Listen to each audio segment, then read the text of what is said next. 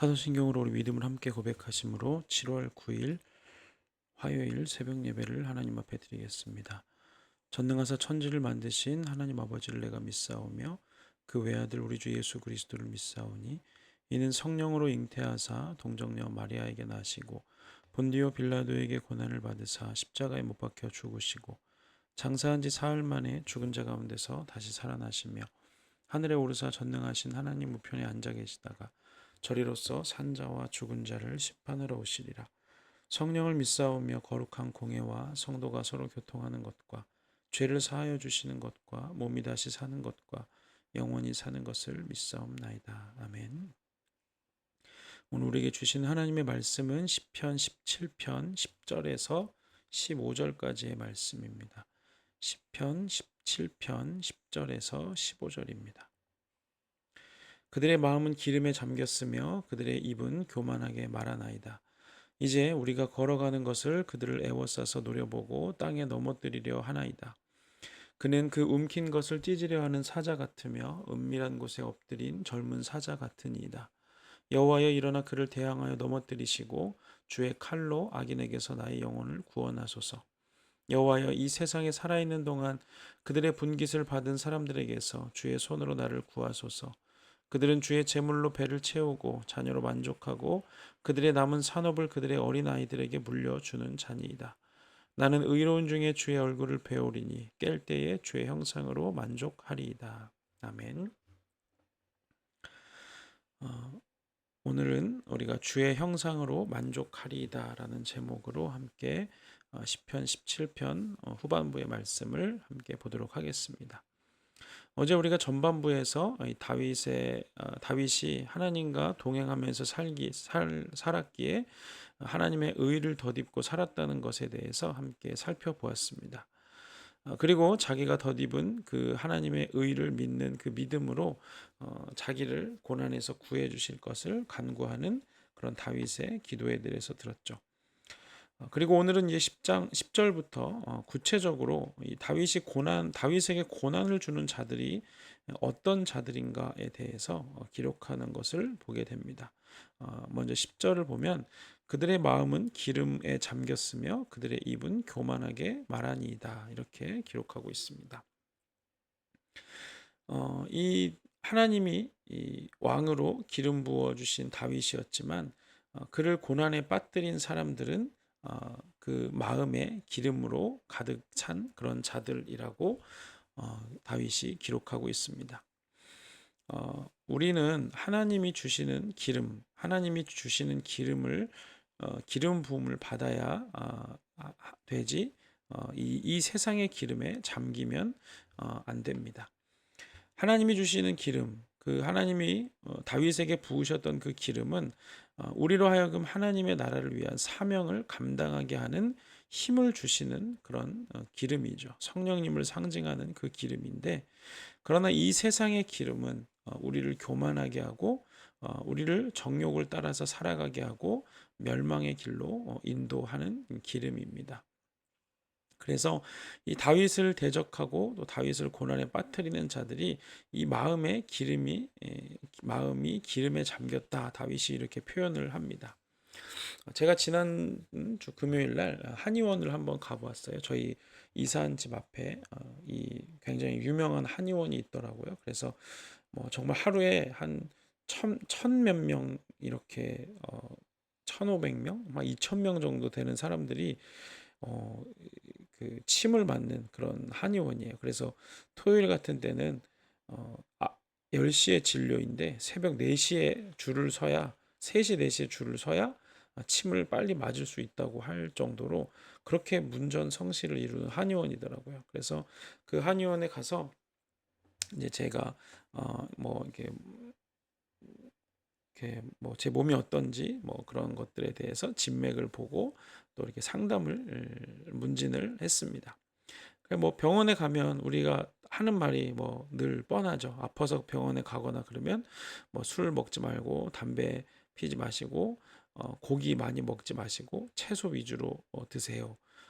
결국에 그 얘기를 또 하시더라고요. 한의사 선생님께서.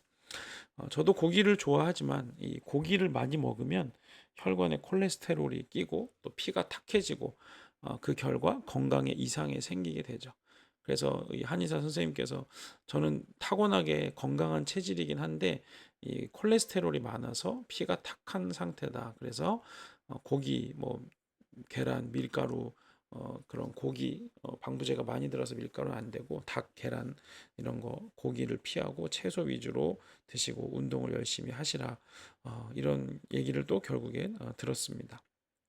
그래서 이 우리 혈관을 이 시대에는 우리가 그 성인병이 많이 걸리는데 그 성인병이 걸리는 원인은 결국엔 기름을 많이 먹어서 혈관이 막히고 그래서 뭐 뇌의 혈관이 막히면 뇌경색이나 또 뇌졸중이 되는 것이고 또 뭐 간의 혈관이 막히면 뭐 간경화가 되는 것이고 뭐 그런 혈관의 문제 그래서 콜레스테롤이 많이 끼고 기름이 많으면 건강에 이상 신호가 온다는 것이죠.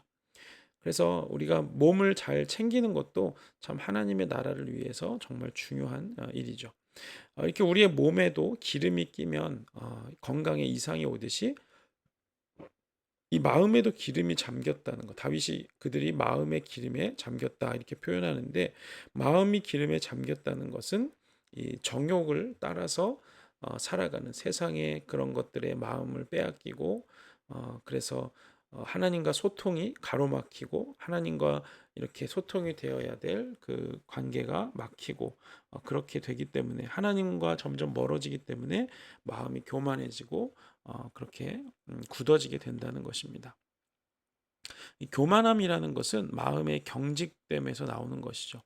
내 생각과 내 뜻으로 채워져서 하나님이 내 마음에 찾아오실 수 없는 상태, 이 상태가 바로 교만함인데 다윗은 그것을 마음이 기름지다고 표현하고 있습니다.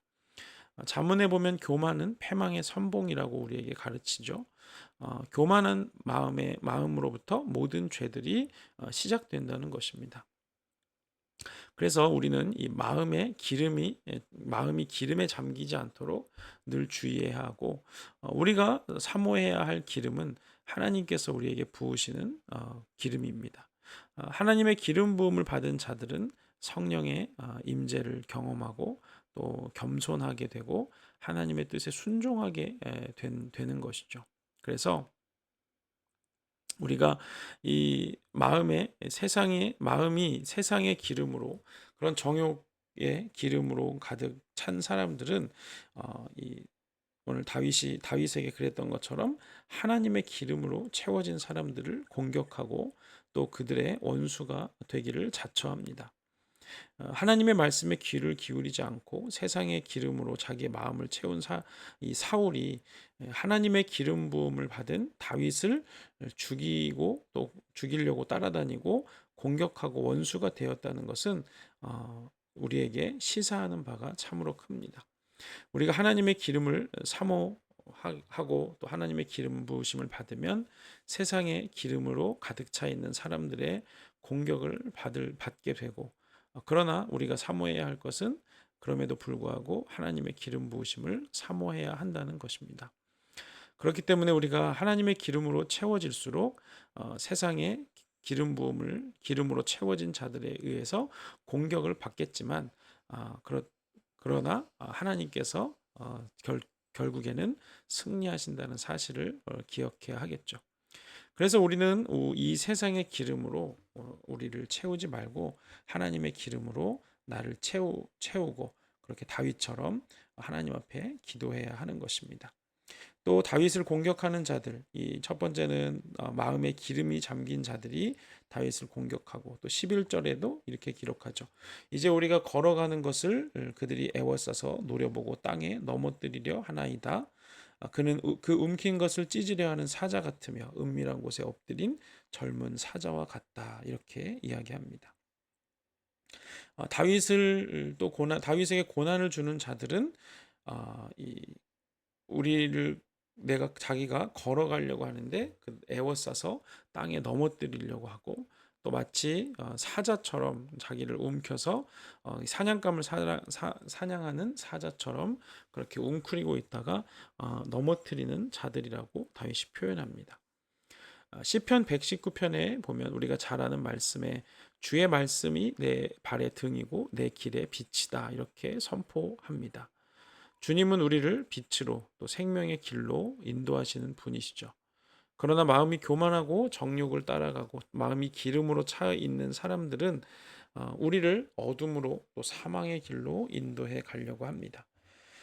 우리를 어둠과 사망의 길로 인도할 뿐 아니라 또 빛과 생명의 길로 걸어가는 우리를 애써 넘어뜨리려고 하고 의도적으로 또 쓰러뜨리려고 한다는 것이죠. 다윗은 그런 자들이 자기를 기회를 엿보아 넘어뜨리려고 한다고 하나님께 이렇게 간구하고 있습니다. 우리가 빛을 따라서 살아가려고 한다면 이런 어둠 가운데 우리를 넘어뜨리려고 하고 우리를 움츠려서 우리를 이렇게 멸망하게 만들려고 하는 그런 일들이 수없이 있다는 것을 염두에 두어야 한다는 것이죠.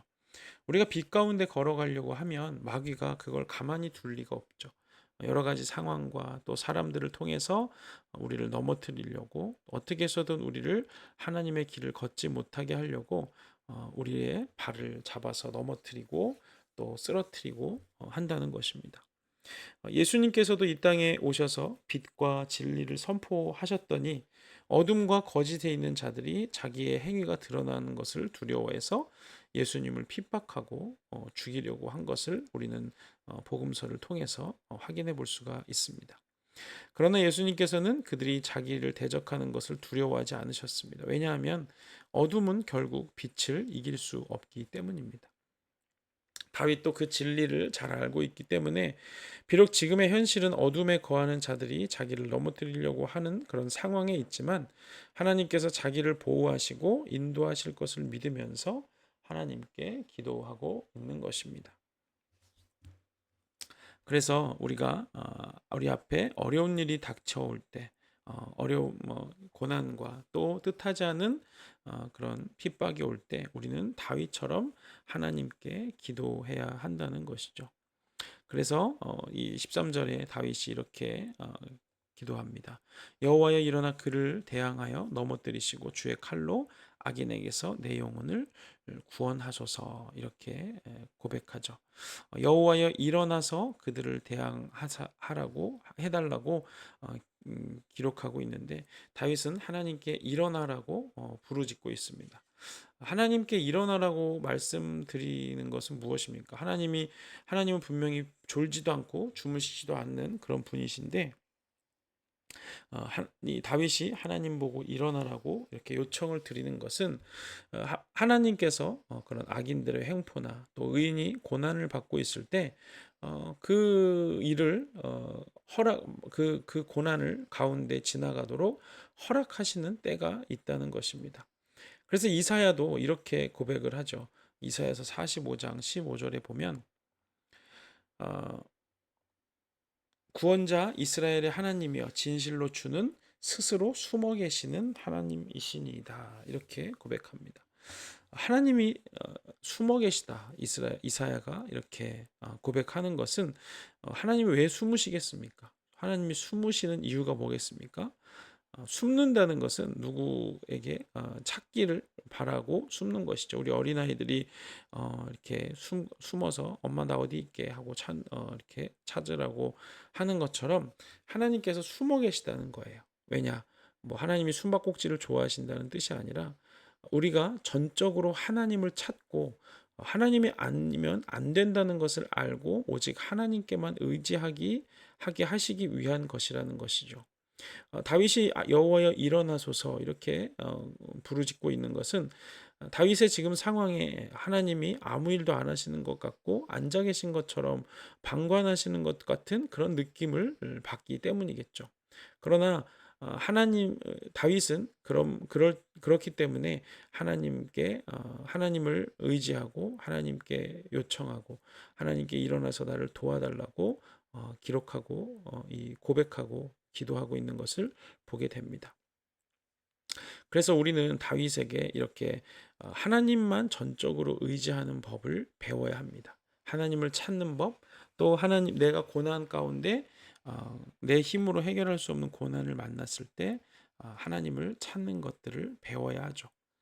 우리는 하나님께만 구원이 있고 하나님만을 의지해야 한다는 것을 알지만 막상 어려움이 닥치면 하나님보다 돈이나 친구나 또 사람이나 또 내 노력을 더 의지하려고 할 때가 많다는 것입니다. 그러나 다윗은 정말 좋은 일이든 힘든 일이든 또 기쁜 일이든 슬픈 일이든 무엇이든지 하나님을 찾고 또 하나님께 올려드리는 그런 사람이었습니다.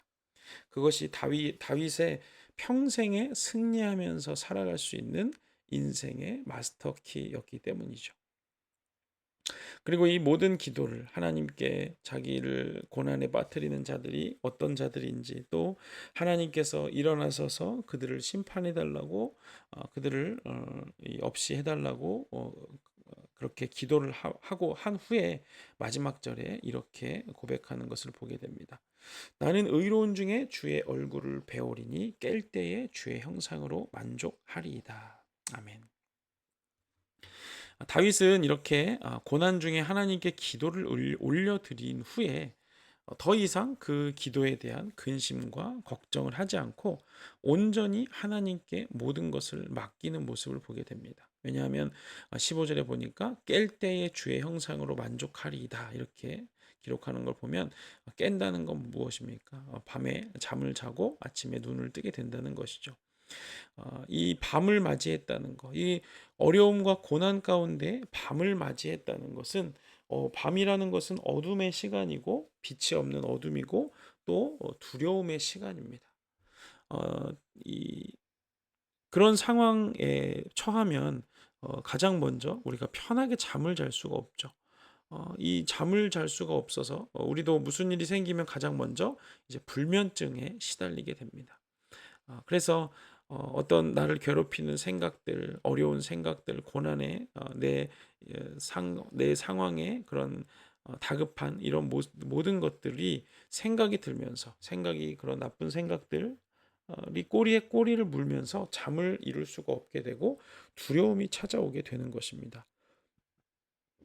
그런데 다윗은 하나님께 이것을 고백하고 어, 하나님 제가 의로운 중에 의롭다는 것은 다윗이 의롭다고 하는 것을 우리가 어저께 말씀을 통해서 배웠죠.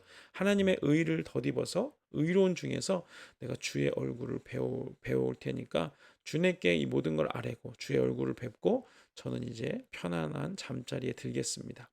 다윗이 이렇게 편안하게 잘 수 있었다는 것은 이 하나님을 온전히 정말 신뢰하고 있다는 명백한 증거이죠. 우리가 잘 아는 한나의 이야기를 보세요. 한나도 아들이 없어서 이 하나님 앞에 나가서 막 기도하는 모습을 성경이 기록하죠. 그때 성전에 가서 기도를 하고 있는데 엘리 제사장이 한나에게 아니 술 먹은 여자처럼 왜 그렇게 술 많이 먹고 와서 왜 성전에서 술주정하냐고 그랬더니 자기 술주정하는 게 아니라 아직 아들이 없어서 이렇게 상심한 심령을 하나님께 토하고 있다. 그랬더니 엘리가 하나님이 네 기도를 들으셨으니까 가라. 그랬더니 한나가 그 얘기를 듣고 마음에 근심하는 빛이 없이 그 이야기를 믿고 돌아갔다고 성경이 기록하고 있죠. 그것이 한나의 믿음이었던 것입니다. 하나님께 완전히 맡겼기 때문에 하나님이 응답에 대한 확실하고 명백한 그런 증거를 가졌다는 것이죠. 그러니까 다윗이 정말 자기를 쫓아오는 그런 사울과 그런 여러 가지 만약에 광야 같은 데서 잠을 자게 되면 뭐 들짐승이나 여러 가지 두려운 게 있어서 정말 잠자기가 쉽지 않을 텐데 다윗은 그렇게 하나님께 모든 억울함과 또 원통함과 힘들고 고난을 다 쏟아놓고 하나님, 저는 이제 주님의 의를 덧입어서 저는 이제 평안히 잠자리에 들겠습니다. 그리고 잠에서 푹 자고 깨어나서 눈을 떴는데 뭐 문제가 해결되지 않을 수도 있죠. 여전히 상황은 어렵고 여전히 환경은 변하지 않고 그럴 수 있어요. 그런데 다윗이 뭐라고 고백합니까? 깰 때에 주의 형상으로 만족하겠습니다. 하나님이 나와 함께 하고 계시다는 사실만으로 이렇게 만족할 것이라고 하나님 앞에 고백하고 있는 것입니다. 그래서 하나님은 사실 우리의 기도를 들으시고 우리가 원하는 응답을 주시거나 우리가 원하는 때에 응답하시는 것은 아닙니다. 하나님은 하나님의 방법과 또 하나님이 정하신 때에 하나님의 뜻을 이루어 가시는 분이세요. 그런데 우리는 내 방식과 내 뜻, 내 시기에 맞춰서 하나님이 응답해 주실 것을 요청합니다. 그러나 다윗은 뭐라고 기도합니까? 하나님, 제가 이렇게 고난 중에 있고 정말 제가 하나님의 의를 덧입고 기도합니다. 그리고 이제 평안히 잡니다. 그리고 내가 내일 아침에 일어나서 눈을 떴는데 이 모든 것들이 하나도 해결되지 않고 그대로 있다고 할지라도 저는 주님의 형상으로만 만족합니다. 주님이 나와 동행하셨다는 사실으로만 저는 만족을 삼겠습니다. 이런 마음이니까 정말 밤을 편하게 보낼 수 있었겠죠. 그래서 중요한 것은 우리 기도가 응답됐다 안 됐다 이것이 아니라 내가 정말 하나님의 형상으로 만족하고 있는가, 주의 형상으로 내가 만족하고 있는가, 이것이 중요한 것입니다. 우리가 시편 17편을 통해서 결국 다윗에게 배우는 것은 무엇입니까? 우리가 찾아야 할 것은 하나님의 형상이고 그 하나님의 형상이 내 안에 있다면 예수 그리스도를 통해서 하나님께서 그 하나님의 형상을 우리에게 주셨는데 그것이 우리에게 있다면 그것을 만족하는 마음이 있다면 우리가 하나님 앞에서 정말 다윗처럼 신실한 믿음의 사람으로 살아가게 될 것입니다. 그래서 오늘 하루도 주님의 형상으로 만족을 누리는 우리 모든 성도들이 되시기를 주님의 이름으로 부탁드립니다. 기도하겠습니다. 거룩하신 주님 은혜를 감사합니다. 오늘 시편 17편의 말씀을 또 마무리하며 또 나눌 수 있게 하심을 감사합니다.